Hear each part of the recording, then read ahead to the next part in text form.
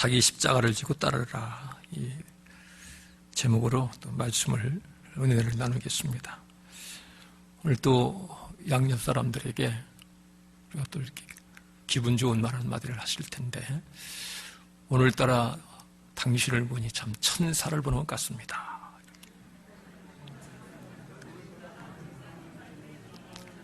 정말 거북스러운 얘기지요. 차라리 당신은 여전히 마귀와 같습니다. 그러면 그냥 거침없이 나올 텐데, 그래도 우리가 좋게 호칭을 해줘야 믿음으로 선포하는 대로 또 하나님의 은혜가 있기 때문에 진짜 천사와 같이 바뀔 가능성이 있는 것입니다. 그렇죠? 다음 주에 보면 아무래도 거의 천사의 모습으로 형상이 변형이 될 겁니다. 우리가 이제 예수를 믿는 것을 처음에는 참 고상한 것으로 그렇게 이제 생각할 수도 있거든요. 예수를 믿으면 그저 선하고 착하게 살아가는 사람들, 그렇게 되어 있는데, 근데 실제 주님께서 하시는 말씀을 보면은요, 참 마치 세상에 테러 조직이 있다고 한다면 이렇게 강력한 테러 조직이 있을까 싶을 정도로, 몇 년 전에 그 테러 조직의 수장이었던 빈 라덴이라고 하는 사람이 있었지 않습니까? 그 테러를 일으켜서 많은 사람들을 이렇게 죽이고, 자기들에 있어서 반감을 제공하는 그러한 단체나 국가에 대해서 무차별 테러를 행했던 사람이거든요. 그런데 결국에는 이제 미군에 의해서 포로가 돼가지고 처리가 됐는데, 그 테러 조직들은 각 나라마다 다 있는 것 같아요. 또 그 러시아의 체첸에서 한번 그 엄청난 극장에 200명이 모여 있는 극장에 그 테러 조직이 들어가지고 인질을 잡고 사람들을 막 죽이기도 했던 그 테러 조직들도 있잖아요. 거기에 보면은 거기서 그 사람들은 또 여자 테러 조직원들이 있어가지고 그들은 전부 다가 이 몸에 벨트에다가 폭탄을 다 소지하고, 그래서 그들이 어떤 조직에 의해서 포로가 되게 될 상황이 되면은 자폭에서 죽어서 자기들의 정보를 끝까지 제공하지 않는 것으로, 그렇게 아주 강력한 조직체가, 그래서 이제 그런 테러 조직에 일단 가입을 하려고 하면은 그 조직을 위해서 그들의 목숨을 내어놓는 것부터 이제 선서를 하고, 또 목숨을 내어놓아야 할 수밖에 없는 것은 남의 생명을 죽여야 되는 사람들이기 때문에, 자기들도 언제라도 남을 죽이는데 죽임의 위기에 처해 있는 사람들이 그냥 죽이라고 가만히 있겠습니까? 그러니까 자기들도 언제 죽을 수도 있으니까, 그런 상황이 오면은 잡혀가지고서 그 조직의 비밀을, 정보를 제공하는 그런 거 하지 말고 그냥 죽음으로써 모든 것을 끝내야 된다. 무서운 사람들이죠. 예수님께서도 예수님이 무슨 뭐 테러 조직의 수장도 아닌데, 이제 오늘 본문에 보면은 예수님께서 제자들이 주는 그리스도시요 살아계신 하나님의 아들이십니다, 이런 고백을 했을 때 예수님께서는 베드로를 향해서 내가 이 반석 위에 내 교회를 세울 것이다, 그렇게 칭찬을 하셨는데, 그리고 나서 이제 제자들에게 예수님께서 하시는 말씀은, 내가 이제 곧 예루살렘에 올라가서 장로들과 대제사장들과 서기관들에게 붙들려 가지고 내가 십자가에 죽임을 당할 것이다. 그리고 죽음으로 끝나는 것이 아니라 3일 만에 내가 다시 살아날 것이다. 이제 그런 예수님께서 이 땅에 오신 목적, 비밀을 이제서야 드디어 제자들에게 말씀하신 것입니다. 이전까지는 제자들에게 이런 말씀을 하게 되어지면은 그들은 완전히 기겁을 하고 예수님을 따르지 않을 수밖에 없는, 왜냐하면 이때까지만 하더라도 주는 그리스도시요 살아계신 하나님의 아들이라는 이 고백이 나오기 전까지는 제자들이 지금 주님을 따르는 것은 주님은 슈퍼맨이기 때문에 아마 이제 예루살렘의 왕으로 등극을 해가지고 그들을 압제하고 있는 로마 정부와 싸워서 로마를 정복할 것이고, 그렇게 되어지면은 이제 예수님을 따랐던 제자들 자신들은 예수님께서 유대의 왕이 되고 로마를 정복하게 되어지면은 엄청난 그러한 권세를 행하게 될 터인데, 그렇게 되면은 높은 자리에 다 한 자리씩 차지할 수 있다라고 하는 그러한 기대감에 벅찼던 사람들이죠. 그러니까 되게 이제 요즘에도 보면 이 선거철이 되면은 뭐 대통령 선거를 앞두면 그 후보자 집권에 많은 사람들이 추정을 하지요. 그 협력을 하지 않습니까? 그 이제 봉사한다고 하지만은 봉사해서 끝나지 않지요. 대통령이 되기만 하면 다 한 자리씩 할 수 있기 때문에. 그래서 지금 뭐 역대 정권도 다 마찬가지지만 현 정권도 보면 계속적으로 청와대의 요직들이나 또 다른 공공기관의 수장들, 또 국무위원들, 장관들 다 자기를 도왔던 사람들을 다 요직에 앉히고 또 나가면 또 사람 앉히고 막 그러잖아요. 그래서 뭐 청문회를 해서 여러 가지 불법과 비리가 그 국무위원으로서는 합당치 않은 내용들이 그냥 수두룩하게 나와도 청문회에서 채택을 하지 않아도 그냥 대통령이 그냥 임명한 것이 이 정권 들어서 39명을 임명했다고 그러지 않습니까?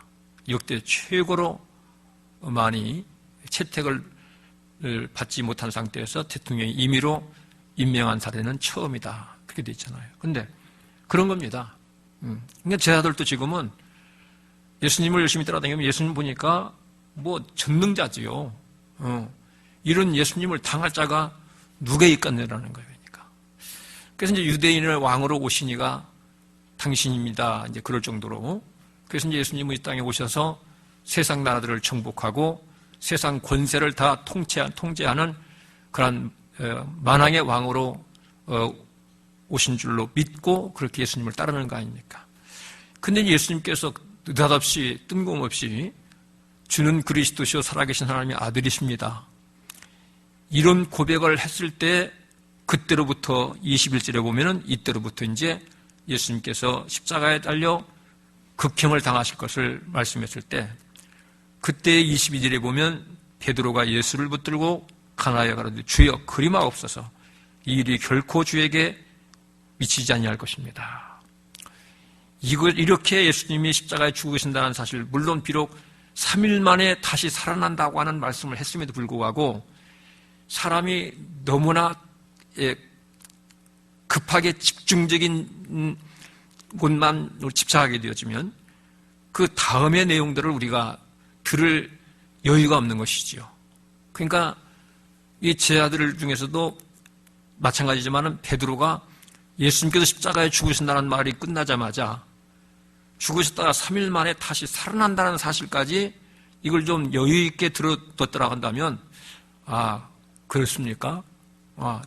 다시 3일 만에 뭐 3년 만도 아니고 3일 만에 살아나신다고 한다면 뭐 그렇게 큰 문제가 없겠다 그렇게 생각할 거 아닙니까? 근데 그냥 예수님이 죽는다라고 하는 그 소리에 그냥 예수님을 붙들고서 결코 이런 일이 있을 수가 없습니다. 그러는 겁니다. 그래서 예수님께서는 그 즉시 베드로를 향해서 23절에 보면은 사단아 내 뒤로 물러가라. 너는 나를 넘어지게 하는 자다. 그랬습니다.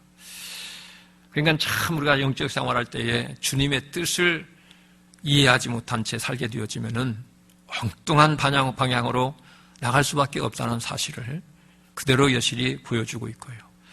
참 우리가 영적 생활을 보면 이 고백 한마디에 예수님께로부터 내가 이 믿음 위에 내 교회를 세우겠다라고 예수님이 최고의 극찬입니다. 어떤 사람에게도 그 고백을 듣고 주님의 몸인 교회를 세우겠다라고 그렇게 하신 말씀이 없습니다. 그렇게 최고에까지 극찬을 받았던 베드로인데, 근데 뭐 시간이 오랜 세월 흘러간 다음이 아니라 그 즉석에서 내가 이 반석 위에 내 교회를 세울 것이다. 음부의 권세가 이기지를 못할 것이다. 천국의 열쇠를 내가 너에게 줄 것이다. 이렇게까지 천국 열쇠까지 내어주겠다라고 하는 것은 오늘날로 말하면 금고의 열쇠를 주겠다는 거 아닙니까? 그렇게까지 칭찬을 하셨는데, 그런데 예수님께서 죽으신다고 했을 때에 그 일을, 이런 일이 있어서는 안 된다라고 말했던 베드로에게 그 자리에서 뒤돌아보시면서 사단아 물러가라. 그러니까 이제 이 일은, 예수님께서 오신 이 땅의 목적은 세상의 나라를 다스리고 세상의 권세를 누리고 행하기 위해서 오신 것이 아니고, 세상의 권세보다도 정치적으로 자유를 주고 또 경제적으로 풍요로움을 준다 할지라도 예수님의 뜻은 영원히 살지 못한 상태에서, 그 죄사함 문제가 해결되지 못한 상태에서 예수님이 세상의 왕이 돼가지고서 그들을 가장 행복하게 육신적으로 부족함이 없이 모든 것을 다 누릴 수 있도록 하신다 할지라도 그 죄 문제가 해결되지 않으면 그런 복이 무슨 유익이 있겠느냐는 것입니다. 그래서 예수님께서는 이제 십자가의 그 대속의 죽음을 말씀하실 때 이 베드로는 그 죽음 자체를 생각지 못하는 것이지요. 왜? 주님이 죽는다고 하면은 지금까지 그들이 쫓아왔던, 지금까지 주님을 따라왔던, 그리고 그들이 꿈꿨던 모든 것들이 그냥 물거품되는 거 아닙니까? 그럴 때 이런 일이 있을 수가 없습니다. 그 예수님께서는 사단아 내 뒤로 물러가서 나를 넘어지게 한 자다. 교회를 세우겠다라고 했던 그 사람이 교회를 무너뜨리는 자가 된다. 그 한마디에 그렇게 되어 있는 것입니다. 오늘 제가 이제 사단의 정체에 대해서는 다음 시간에 시간이 되면 말씀드리겠습니다만, 일단 오늘 말씀의 배경을 제가 말씀드리는 겁니다. 그랬을 때에 예수님께서 베드로에게 내가, 그러면 사단의 정체는 뭐냐? 사단의 정체는, 사단은 영이기 때문에 어떤 형상이 없잖아요. 그러니까 형상이 없는 실상을 우리가 헤아린다라고 하는 것이 이게 쉬운 문제가 아닙니다. 근데 성경은 예수님께서 다 알려주시는 것이거든요. 그러면 사단아 물러가라, 넌 나를 넘어지게 한 자다. 그러면서 그러면 사단은 뭐가 사단이냐? 그러니까 사단은 무슨 형상으로 등장하는 것이 아니라 그 우리의 마음속에 사단이가 지배를 하는데, 오늘 23장의 3절에 보면 내가 하나님의 일을 생각지 않고 도리어 사람의 일을 생각했다. 이랬습니다. 그러니까 우리가 세상 사람들이 하나님을 믿지 않기 때문에 하나님의 일 자체가 없는 것이지요.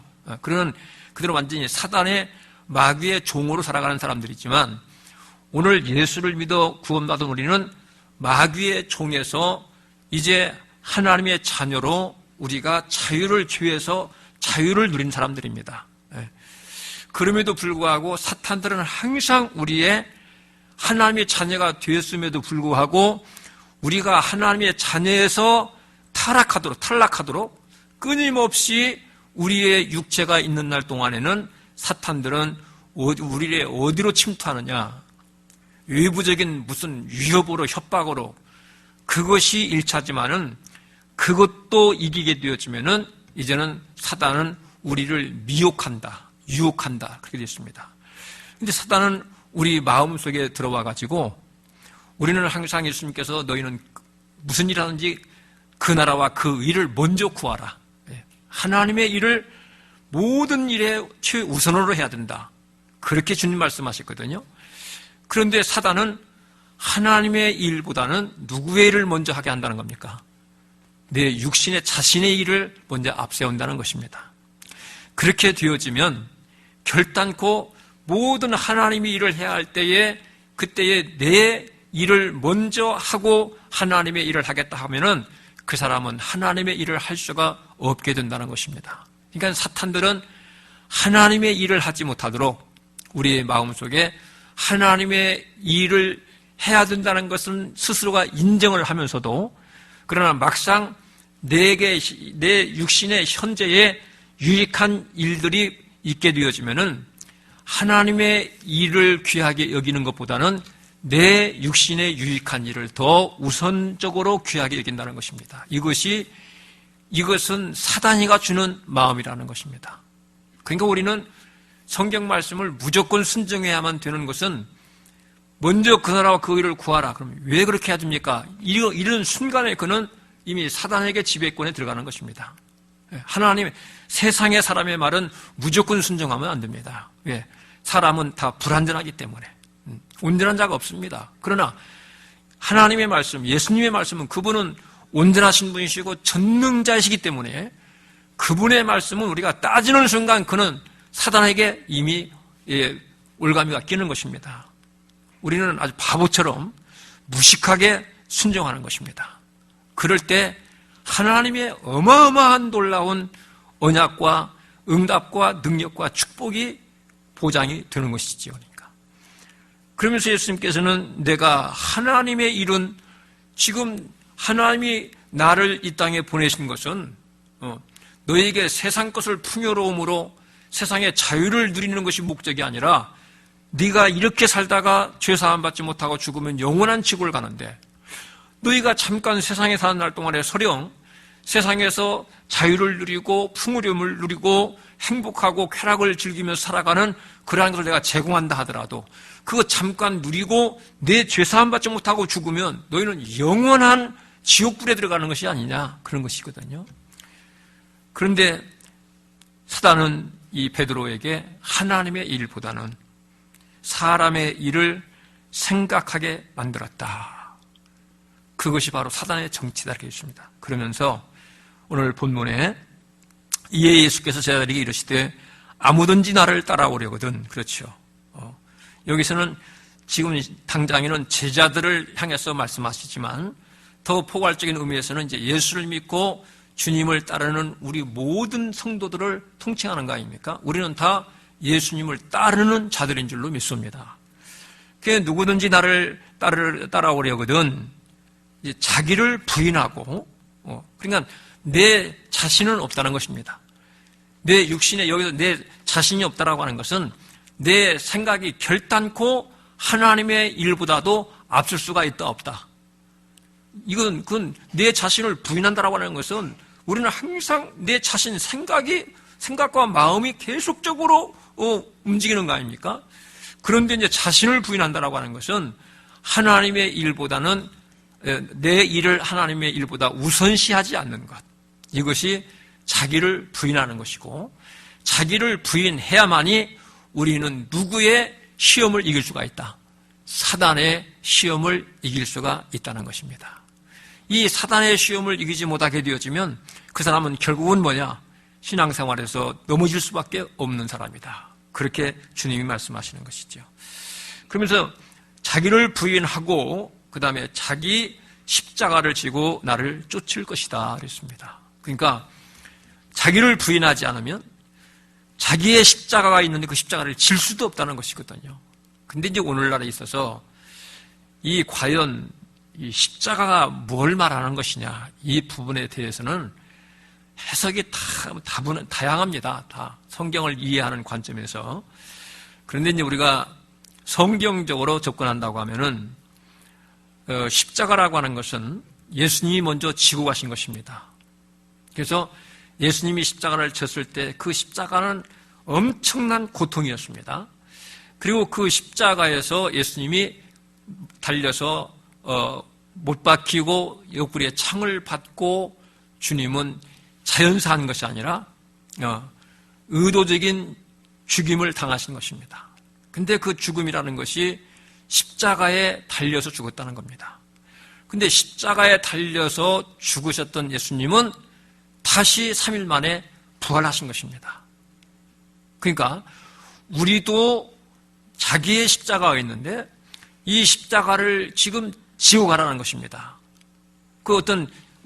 옛날에 이제 어떤 시골의 권사님 한 분이 이 성경 말씀을 읽고 그 십자가 하나를 만들어가지고 매일 예배당을 이렇게 돌고 기도하고 돌고 그랬다는 거예요. 그래서 목사님이 권사님 왜 그렇게 십자가를 지고 교회를 예배당을 이렇게 돕니까? 그랬더니 예수님이 자기 십자가를 지고 따르라고 했지 않습니까? 그랬다는 것입니다. 그럴 수도 있겠죠. 그러니까 그런데 이제 십자가라고 하는 것은 우리도 십자가를 예수님께서 자기의 십자가가 있다고 했으니까 이 십자가를 우리도 지고 가는 삶, 그리고 우리도 죽을 때 어디에서 죽어야 된다는 것입니까? 자기가 진 십자가에서 죽어야 된다는 거예요. 그래야만 부활에 이를 수 있다고 성경은 적어도 주님은 이렇게 말씀하시는 것입니다. 그러니까 우리가 그냥 통째로 믿음으로 구원, 절대 여러분들 여기에 속지 마세요. 여러분 우리가 이 전자제품도 보면은 껍데기 하드웨어가 있고 안에 내용물 소프트웨어가 있습니다.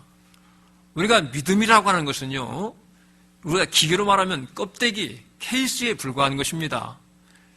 이 믿음의 내용이 있어야 되는 것입니다. 그렇지 않습니까? 쭉정이는 주님 앞에 설 수 없다는 거 아니에요. 그러니까 여기에서 보면 이게 가장 중요한 대목들이죠. 우리가 성경에서도 정말 핵심이 되는 부분들, 그 한 가지 부분을 잡으면은요, 나머지는 마치 고구마 줄기와 같이 자동적으로 연결되게끔 되어 있는 것입니다. 그러니까 우리는 가장 근본적인 것을 찾아서 그거 하나만 붙들면 나머지 것들은 줄줄줄 따라오게끔 되어 있는데, 근본적인 것을 붙들지 않고 저 뒤에 있는 거, 그것이나 하나 붙들고서 마치 그것이 전부인 것처럼 착각할 수도 있다는 거예요. 그러면 예수님께서 이렇게 십자가를 지고 나를 따라와야 된다 말씀하시면서, 그럼 그 십자가를 지는 데는 어떤 각오가 있어야 되느냐? 25절에 보면 여기도 갑작스럽게 십자가를 지고 나를 쫓을 것이니라 그렇게 말씀하시고는, 누구든지 제 목숨을 구원코자 하면 잃을 것이요, 누구든지 나를 위하여 제 목숨을 잃으면 찾는다. 그러니까 십자가를 진다라고 하는 것은 생명의 위협이 있다 없다. 생명의 위협이 따른다는 것입니다. 예수님처럼. 그래서 그 십자가를 지는 가운데서 십자가 때문에 자기의 생명의 위협이 왔을 때, 이걸 내가 살아야 되겠다라고 하고 십자가를 포기해버리면, 육은 지금 살겠지만은 그러나 그는 결국에는 죽을 것이다. 그렇게 말씀하는 겁니다. 반대로 누구든지 나를 위하여 제 목숨을 잃으면, 주님을 위해서 목숨을 잃으면 그는 찾을 것이다. 이렇게 됐습니다. 그러면서 26절에 보면, 사람이 만일 온 천하를 얻고도 제 목숨을 잃으면 무엇이 유익하리요? 사람이 무엇을 주고 제 목숨을 바꾸겠느냐? 그렇지요. 이렇게 말씀을 예수님께서 전개해 나가는 것입니다. 그러니까 자기의 십자가를 지라고 했고, 그 십자가를 지기 위해서는 생명까지도 바쳐야 되는 것이고, 그 다음에 그 십자가를 포기하고 육체의 생명을 얻어서 온 천하를 얻었다 한들, 그 사람이 천하를 얻고도 죽는다고 하면은, 그가 얻어놓은 그 천하를 얻어놓은 것들이 그가 죽어버리면은 무슨 유익이 있겠느냐? 아무 소용이 없다. 그렇게 말씀했습니다. 그러면 이제 십자가라고 하는 것은요, 이제 원래 십자가는 하나밖에 없다는 것을 말씀드렸잖아요. 예수님이 지신 십자가 하나밖에 없는 것입니다. 그런데 예수님께서 십자가를 지심으로 이제 예수님은 우리의 죄를 대속하시는데, 이건 영적으로 예수님은 원래 그 고난과 저주의 십자가가 없으신 분이시지요. 하나님이시니까. 근데 그 하나님께서 십자가를, 그 저주의 십자가를 지신 것은 누구의 것을 대신 지셨다는 거예요. 오늘 우리 인간의 저주의 십자가를 주님이 대신 지셨다는 것입니다. 그러니까 아까 말씀드린 대로 세상 사람들은 지금 형상으로 보이는 십자가는 없지만 영적으로 볼 때는 다 태어나면서부터 죄인으로서 저주의 십자가를 지고 가는 사람들이라는 거예요. 그래서 그 죄의 십자가를 지고 가다가 죽으면 거기에서 영원한 지옥의 형벌로 가는 것이고, 그런데 예수님께서 그 저주의 십자가를 예수님이 대신 져주셨다는 것입니다. 그러면 예수를 믿는 자들은, 예수를 지금 안 믿는 자들은, 영적으로 볼 때는 다 지금 저주의 십자가를 지금 지고 살아가는 사람들입니다. 그러다가 그 죄사함 받지 못하는 상태에서 저주의 십자가를 지고 죽으면 지옥 가는 거예요. 그러면 우리는 지금 저주의 십자가를 지고 가는 도중에 예수님을 영접하니까 예수님이 나를 위해서 내가 져야 할 십자가를 예수님이 대신 졌다는 것을 믿을 때 그 저주의 십자가는 이제 내게서 떠나가는 것이죠, 예수님께로. 그러면 우리 인간들은 숙명적으로 누구나 태어나면은 십자가를 지고 가는 인생이라는 것입니다. 첫 번째는 이제 저주의 십자가를 태어나면서 지는 것이고, 그런데 이제 우리는 예수를 믿어서 저주의 십자가를 예수님이 대신 지심으로 우리는 십자가가 이제 없는 거 아닙니까? 저주의 십자가는. 그러면 이제 예수님께서는 우리의 저주의 십자가를 예수님이 대신 져주시고 우리에게는 생명의 십자가를 주셨다는 거예요. 그러니까 이 십자가에 생명이 있다는 것입니다. 그러면 과연 그분과 십자가를 형상으로 그냥 이렇게 열십자로다가 이게 십자가라고 주면은 그 십자가를 지고 갈 거 아닙니까? 그렇죠? 이게 생명이니까. 그런데 그런 형상의 십자가도 아닌데 예수님은 우리에게 자기의 십자가가 있다는 것입니다. 이런 대목이 우리가 성경에서는 영적인 부분이라는 것이죠. 이런 부분들을 깨닫지 못하게 되어지고 이런 부분들의 현장을 보지 못하게 되어지면 그냥 성경을 문자적인 해석대로만 성경하면 여기에는 결단코 예수님께서 진리라고 하는 것은 문자적으로 해석하는 것을 성경에서는 진리를 하지 않습니다. 그 문맥 속에 감추어져 있는 영적인 교훈이 있지 않습니까? 그거를 영적 진리다 그러는 거 아니에요. 그러면 이제 우리가 이 십자가에 대해서 예수님의 십자가가 우리의 십자가를 예수님이 대신 지셨고 그 다음에 우리에게는 저주의 십자가에서 생명의 십자가로 바꾸셨다라고 하는 사실. 그러면 이 생명의 십자가가 뭐냐? 이건 형상이 아니라는 것입니다. 그래서 우리가 이제 이 목숨을 걸고 주님을 위해 살아간 사람이 대표적으로 보면 바울이 그렇게 됐지요. 바울은 예수님을 영접하고 그가 이제 구원받은 확신을 가지고서는 그의 삶은 자신을 위한 삶이 있어요, 없어요? 없고 오직 살아도 주를 위해서 죽어도 주를 위해서 그렇게 살아가지 않습니까? 그러면은 우리가 이제 사도행전 20장 24절에 보면은 바울이 성경에서 유독 한 단어가 나옵니다. 사도행전 20장 24절을 한번 읽어보십시오. 시작. 나의 달려갈 길과 주 예수께 받은 사명 곧 하나님의 은혜의 복음을 증거하는 일을 마치려 하면은 나의 생명을 조금도 귀한 것으로 여기지 아니하노라. 자, 바울은 사도로서 복음을 전하는 이 사도로 부름을 받았지 않습니까? 근데 이 사도의 직분이라고 하는 것이 바울은 뭐라고 설명을 하냐면 주 예수께 받은 뭐라는 겁니까? 사명이라는 것입니다. 예수님이 주신 사명이라는 것이거든요. 여기서 사명이라고 하는 이 말의 뜻은 이제 봉사한다, 섬긴다 그런 뜻인데 봉사라고 하는 것은 일반적인 봉사는 그냥 이렇게 무슨 내가 죽기까지 이렇게 봉사하는 사람들은 없지요.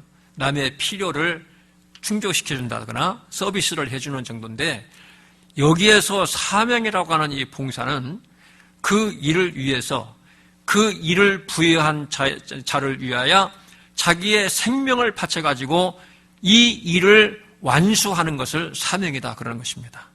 근데 이 주 예수께 받은 사명, 이 사명이라는 단어는 신구약을 통틀어서 딱 바울이 한 단어만 나온 것입니다. 이게. 그래서 그러면 사명이라는 것이 왜 이렇게 그 심부름을 할 때 맡겨진 미션에 대한 것을 반드시 목숨을 걸고서라도 그 일을 완수해야 된다는 것입니다.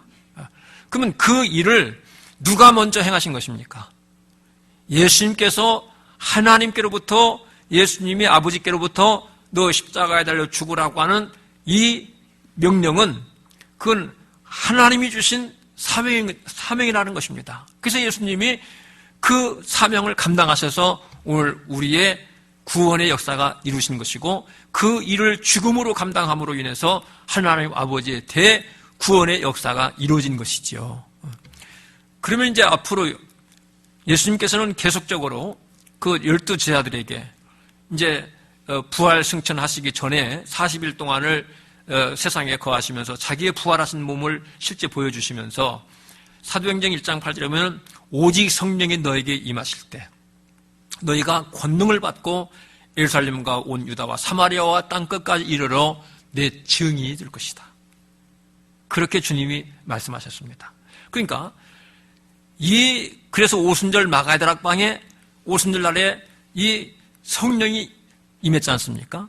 자, 그 성령을 받고 권능을 받은 제자들은 가룟 유다 말고는 그들이 계속적으로 뭘 하다가 죽었습니까?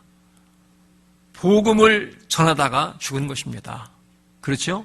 그러니까 그들이 제 명대로 물론 사도 요한은 장수했지만은 나머지 제자들은 가룟 유다 말고는 다 복음을 전하다가 순교의 죽음을 당한 것입니다. 바울도 마찬가지고요. 그러니까 오늘 이 12명의 제자라고 하는 것은 오늘 대표성 원리가 있다. 그들만 그렇게 살다가 죽어야 되고 오늘 우리 예수 믿는 우리는 그렇게 살지 않고 죽어도 되느냐, 이렇게 우리가 질문할 수 있는 것이죠. 그러니까 우리는 똑같이 실제적으로 그렇게 순교의 죽음을, 비참한 죽음을 당하지 않고 지금은 순교 당할 이유가 없어요. 지금 이 시대는 종교의 자유가 있기 때문에. 그렇다 하더라도 우리는 궁극적으로는 사단 앞에서는 목숨을 걸고 이 믿음을 지켜내는 것, 이것이 여러분 순교 중에 순교인 줄로 믿으시기 바랍니다. 그런데 예수님께서는 이제 이 복음이 전 세계에 증거가 되어야 되기 때문에 사람의 힘으로 할 수 없기 때문에 그래서 성령을 약속하셨고 그 성령을 받은 사도들은 이제는 목숨을 걸고 이 복음을 증거하다가 죽는데 바울이 정말 그런 달려갈 길, 나의 달려갈 길과 내가 해야 할 일을, 이 복음을 전하는 일을 마치려 함에 있어서는 내 생명을 귀하게 여긴다, 귀하게 여기지 않는다. 조금도 이 복음을 전하는 주님이 주신 사명을 마치려 하면은 내 생명을 조금도 귀하게 여기지 않겠다. 이렇게 말씀하신 것입니다. 저는 오늘 이 시대의 성도들을 보면은요, 모르겠어요. 제가 너무 지나치다고 할지 모르지만 저는 그렇습니다. 여러분들에게 이렇게 내가 이러니까 여러분들 이렇게 믿으시오, 그런 말은 아닙니다. 그러나 저는 적어도 제 개인의 신앙만큼은 그렇습니다.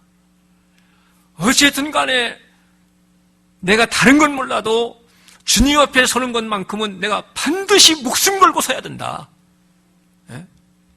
왜? 성경은 주님이 그렇게 말씀하잖아요. 바울과 같은 경우도 지금 그 예수님을 믿고 영원한 영생의 천국에 대한 부활의 확신이 있으니까 이 부활에 내가 어떻게라도 참여해야 된다.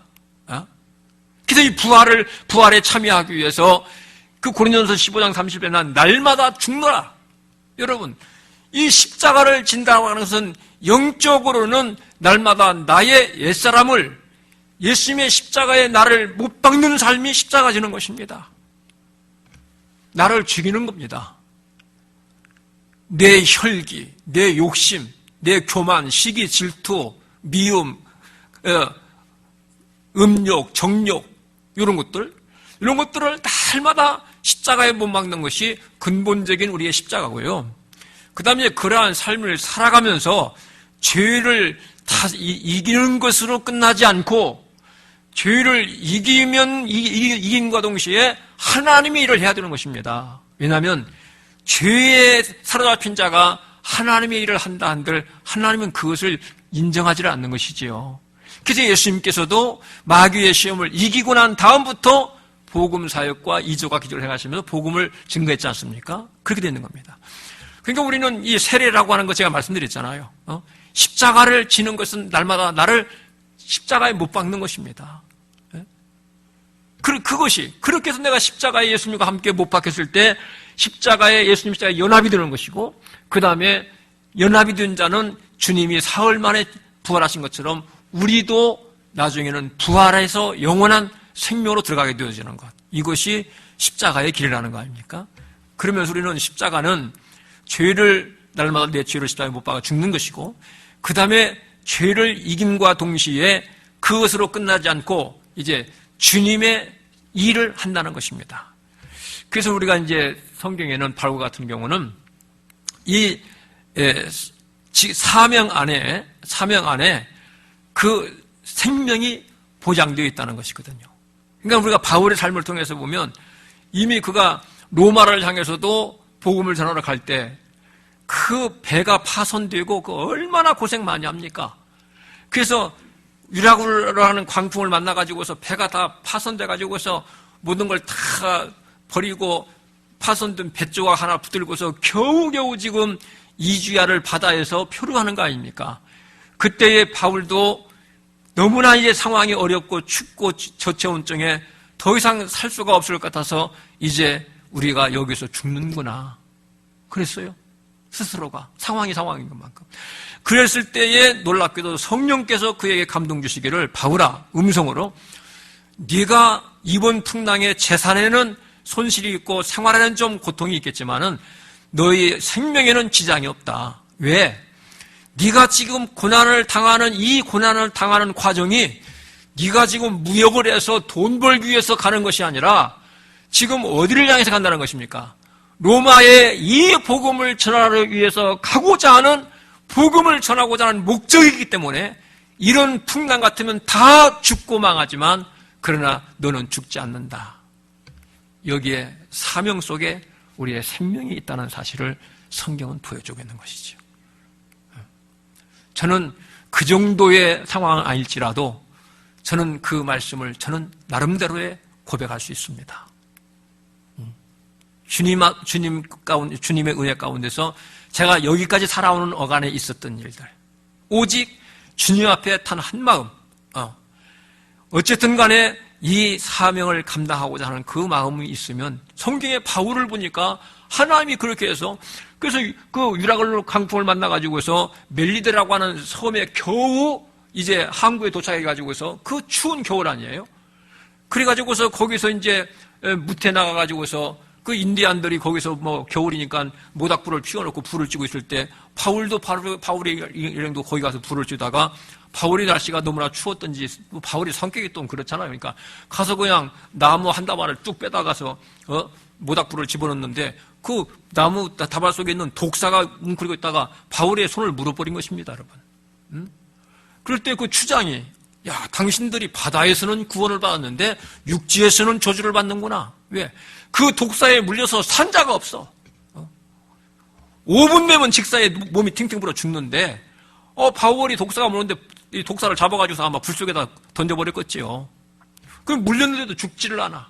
그래서 그 멜리데 섬의 추장들이 당신들은 신이다 그렇게 결정을 했습니다. 그러니까 예수님께서도 믿는 자들에게는 이러한 표적이 따르리니 무슨 독을 마실지라도 해를 받지 않는다. 그러면 누구나 다 믿는 자들인데 여러분 누구나 다 예수 믿는데 독 마시면 안 죽는다는 겁니까? 아니죠. 사명을 위해서 목숨을 내놓은 사람들은 그 사명을 감당하기 위해서 목숨을 걸고 지금 가는 도중에 독사가 물어도 해를 받지 않도록 주님께서 지켜주신다. 기적은 그렇게 박앤세일로 나타나는 것이 아닙니다. 목숨을 건 자에게 목표가 있지 않습니까?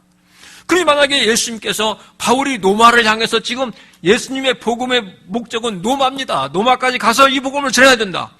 그래서 지금 그 가는 길이 평탄하지가 않아요. 고속도로를 그냥 융단 깔아놓은 대로 달려가는 것이 아닙니다. 배를 타고 파선이 되고 그 고생을 하고 독사에 물리는 과정이 있고 그러니까 이런 과정을 통해서 성경은 뭘 보여주는 겁니까? 이런 삶을 살아가면 주님이 지금도 생명을 지켜준다는 것을 그대로 보여주는 사건인 것입니다. 그러니까 여기서 독사에 물려서 죽어버리면 주님의 일을 할 자가 있어요, 없어요? 없지요. 가는 도중에 죽는데요. 그러니까 이 복음을 전하는 데는 복음에는 생명이기 때문에 이 복음을 전하러 가는 이 목적 있는 길에는 독사가 물어 뜯어도 해를 받지 않는다. 주님은 독사의 독독양 맹물로 해독시켜버린다는 것입니다. 이걸 믿어야 되는 것입니다. 이를 믿는 자들이 주님의 사명을 감당하다가 좀 어려워도 이게 주님의 뜻이라고 하면은 사자가 으르렁거려도 가는 것이지요. 이 말씀을 믿어야 가는 것이지요. 이걸 말씀을 알긴 알아도 믿지를 못하니까 조금만 육체의 어떠한 어려움과 고통을 당하면은 그 앞에서 그냥 주저앉고 말아버리는 거 아닙니까? 이걸 주님께서 사명이라 하지 않아요.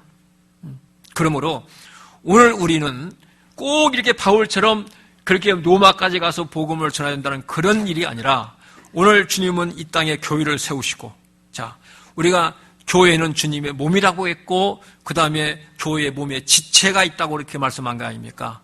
로마서 12장 4절에 보면은 다 같이요.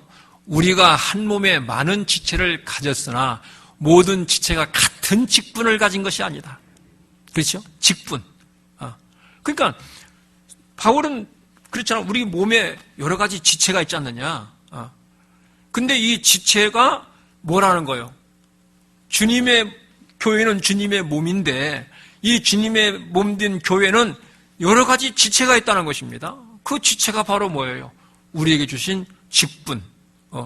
같은 직분을 가진 것이 아니다. 각자의 교회에 지금 여러분 이런 측면에서 우리가 비대면으로 개인적으로 예배를 든다. 이건 심각하게 말하면 예수님의 일을 방해하는 것입니다, 여러분. 교회에 조직이 없이 일을 할 수가 있습니까? 여러분, 개인이 하는 일과 철저한 조직이 움직이는 것과 비교가 됩니까? 안 되지 않습니까? 그러니까 개인적으로 있는 처소에서 여기저기 흩어져 가지고서 주일날이면은 인터넷으로 예배드리면 뭐 여행지 가서도 놀러 가서도 산에 가서 해변에 가서 수영하다가 뭐 있는 처소에서 흩어져 예배드릴 거 아닙니까? 그러면 그들이 어떻게 모입니까? 이건 제가 볼 때는요, 이 시대의 그리스도인들에게는 정말 달콤한 메시지 같은데 이걸 제가 영적으로 보면은 이거는 하나님의 일을 분해시켜버리는 것입니다. 그래서 성경은 히브리서에 모이기를 뭐 하는 거예요? 힘쓰라고 하는 거 아닙니까, 여러분? 분별력이 있기를 바라는 거예요. 어쨌든 간에 그러면 이 직분이라고 하는 거 있지 않습니까? 목사는 그래서 이 로마서 12장 4절 쭉 이하의 5절, 6절, 7절, 8절까지 보면은 그러면서 이제 각자의 지체가 직분이 있듯이 다 똑같은 직분을 받은 것이 아니다. 어떤 데는 가르치는 일로, 어떤 사람들은 위로하는 일로, 어떤 사람들은 섬기는 일로 각자의 분량이 다르다는 거예요. 그러나 중요한 것은 각자의 지체의 내용은 달라도 그 지체들이 일을 할 때는 어떻게 하라는 거예요? 이것이 나의 십자가인 줄 알고 십자가를 지고 가는 것과 같이 내가 사명을 감당하다가 죽어야 이게 순교라는 것입니다. 우리가 비단 꼭 이렇게 실제 순교의 현장에서 비참하게 죽지 않아도 우리가 평안하게 죽는다 하더라도 그 사람이 죽을 때는 주님의 몸된 교회를 섬기면서 각자에 주신 직분이 있지 않습니까? 그 직분에 충성을 다하다가 죽을 때 이게 순교라는 거예요. 그런데 이 시대는, 그래서 저는 이 말씀에 이어서 예수님께서도 요한계시록 3장에 죽도록 뭐하라? 충성하라. 그렇죠? 그러면 뭘 주시겠다는 거예요? 생명의 면류관 주시겠다는 거예요. 여러분, 천국은 누가 뭘 쓰고 들어가는 겁니까? 생명의 면류관을 쓰는 것입니다, 여러분. 그 생명의 면류관, 오늘 성경에 자기의 목숨을 버리는 자는 잃을 것이고 나를 위하여 주님을 위한다는 것 가장 큰 일이 뭡니까? 주의 복음을 전하는 거 아닙니까? 예수님께서 이 땅에 오신 목적은 내가 전도하러 왔다 그러지 않습니까? 그러니까 이 일에 대해서 목숨을 건 자들은 결단코 평안하지는 않아. 그런데 그들을 통해서 하나님의 살아계신 증거가 나타난다는 것입니다. 무슨 독을 마실지라도 해를 받지 않는다. 그때 그 사건을 통해서 그 멜리데스의 추장과 그 온 인디안들이 그 자리에서 아주 바울이 증거한 예수를 안 믿고 배깁니까? 그렇잖아요. 그래서 오늘 우리도 이 시대를 살아가면서 이 사순절이라고 하는 절기를 보낼 때 저는 참 안타까운 것이 사순절기나 평상시나 하나님 앞에 반응이 똑같다는 거예요. 세상에 나는 충격입니다. 그래도 그전에는 이런 사순절이다 하면은 안 하던 기도도 좀 하는 사람들도 많이 나왔어요. 옛날은. 지금은 사순절 절기나 앞으로 이제 사순절을 주님께서 야, 사순절 하지 말아라.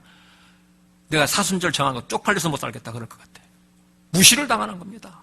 그렇잖아요. 사순절이 무슨 의미가 있어요, 지금? 사순절이라고 해서 옛날에는 기본적으로라도 사순절이 되면 다른 때를 몰라도 새벽 기도라도 나와서 드렸거든요. 그러면 왜 이렇게 하느냐? 지금은 먹고 사는데 문제가 없다는 거예요. 지금 이 복음 보세요. 먹고 사는 것만 문제 없으면 주님께 기도할 이유가 없다는 거예요. 그러나 성경은 너 먹고 살기 위해서 주님께서 기도하는 것이 아니라는 사실을 여러분 기억들 하세요. 내 영을 위해서 기도해야 된다. 사단아, 너는 나를 넘어지게 하는 자. 너 넘어진다. 전부 다 감성 가지고 지금 내 믿음의 연륜이나 자랑하고 이렇게 살아가는 거 아닙니까? 그러다가 어느 날 비바람 청수가 몰아치면은 이건 불가항력인 것입니다. 내가 여러분 베드로가 예수를 부인하고 싶어서 부인했습니까? 그날 그 시간에 그 똑같은 날에 나는 주님 죽으니까 따라갈 겁니다. 이렇게 말했던 사람이에요. 근데 그날에 그가 예수를 저주하는 것입니다. 예수님은 말씀하시기를 또 시험에 들지 않기를 깨어서 기도하라고 그랬거든요. 근데 이 시대는 하나님의 말씀을 지적으로만 믿는 것입니다. 그래서 지금 기도 같은 것도 안 하잖아요. 이제 뭐 더 요구한들 뭐 하겠습니까? 그렇죠? 그러나 나는 여러분들이 정말 주님의 말씀은 변함이 없다는 사실과 초대교회 성도들과 이 현대 신앙생활이 초대교회들이 그 목숨 걸고 그 비참하게 순교를 당하며 예배를 드리며 죽었던 그들이 믿는 예수와 오늘 우리가 믿는 예수가 다릅니까? 똑같은 예수를 믿는 것입니다. 굉장히 여러분들 설교가 무겁지요. 참 깃털 같은 설교를 좀 했으면 좋겠죠. 그러나 저는 그렇게 하지 않습니다. 만에 하나라도 그렇게 깃털처럼 그렇게 간단하게 쉽게 구원을 잊히고 믿었다가 만약에 주님 앞에 서는 날에 나는 너를 도무지 알지 못한다라고 하면 그건 어떻게 할 것입니까, 여러분들? 있을 수가 없는 얘기입니다. 그러니까 저는 설교를 저 위에서 하는 거예요. 솔직한 얘기입니다. 나는 여러분들이 설교 듣도 안 듣든 상관없어요. 솔직한 얘기요. 나는 내가 설교하고 이 말씀을 내가 지킬 거예요. 왜 내가 살아야 돼? 내가 살아야지요. 내가 못 살고 남 살리면 무슨 이유가 있어요? 그래서 우리가 십자가라고 하는 것은 날마다 나를 죽이는 것이요, 그 다음에 죄를 이기고 주님이 주신 지체로서의 직분을 사명으로 알고 감당하는 사람들, 죽도록 충성하라고 주님이 요한계시록 말세의 신앙에 대해서 말씀했는데 이 마지막 때가 되어갈수록 죽도록이 있습니까? 살도록입니까? 죽도록은 고사하고 조금만 몸이 피곤해도 몸살이는 시대가 됐어요. 왜? 살만하니까. 세상적으로 노아의 시대와 같이 시집가고 장가가고 먹고 마실 것이 풍족하다 보니까 그렇게 하나님의 말씀은 멸시해버리고 노아만 바보처럼 하나님의 말씀을 준행한 줄로 믿으시기 바랍니다. 하나님의 심판이 어김없이 맺을 때에 다 그 심판에 멸망을 당하고 오직 노새 가정만 구원받았던 사실들을 여러분 기억하시면서 예수님께서도 너희는 노새 철을 생각하라고 했습니다. 그 말씀 말고 너희가 노아의 때를 생각해라. 마지막 때도 노아의 때와 같다. 그러는 거 아닙니까? 그렇죠? 이 시대를 살아가며 여러분 사순절 절기를 보내면서라도 이 말씀을 여러분들이 가슴판에 새기고 다시 한번 여러분들의 믿음의 현장을 점검해 보시고 과연 내 믿음은 지금 어떤 믿음인가? 주님을 위해서 내가 목숨을 내놓을 수 있는 각오가 되어 있는가? 이 믿음을 한 번쯤 점검해 보시고 그렇게 사순절에 주님과 십자가로 하나가 연합이 되어지게 되는 그러한 은혜가 있어지기를 주님의 이름으로